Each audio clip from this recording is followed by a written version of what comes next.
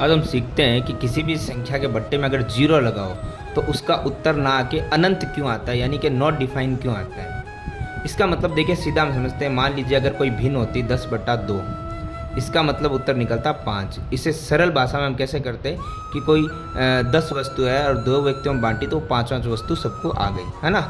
इसको हम ऐसे भी कर सकते हैं ना कि जैसे मान लो 10 था, ठीक है, इसमें से 2 गया तो बच गया 8, फिर उस 8 में से 2 गया तो बच गया 6, 6 में से वो 2 गया तो बच गया कितना 4, 4 में से 2 गया तो बच गया 2, और 2 में से 2 गया तो बच गया 0।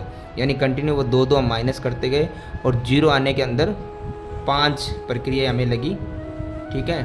तो हमने इस सवाल को हल किया तो हमारा उत्तर है 5। अगर हम मान लो इसी की जगह हम लिख लेते हैं, मान लो 10/0 या किसी भी संख्या के बट्टे में 0 हो तो वो नॉट डिफाइन होता है। कैसे? अब 10 में से हम मान लो 0 घटाते हैं तो ये क्या आएगा 0, और फिर रहेगा कितना 10। यानी अगली बार फिर वही संख्या, क्योंकि हर बार अगली संख्या आंसर तो होती थी ना, फिर उसमें से 0 घटाओ फिर ये 10 आएगा। यानी ये प्रक्रिया कंटिन्यू चलती जाएगी और इसलिए कभी ख़त्म होने वाली नहीं है। इससे हम एक चीज़ समझते हैं कि ये जो चीज़ कभी ख़त्म होगी नहीं तो ये तो अनंत हो गई ना। तो इसीलिए अब हमेशा ध्यान रखेंगे किसी भी संख्या हो, चाहे वो लाख करोड़ भी क्यों ना, उसके बट्टे में अगर 0 है तो उसका आंसर आता है नॉट डिफाइन, यानी कि हम उसे हल नहीं कर सकते।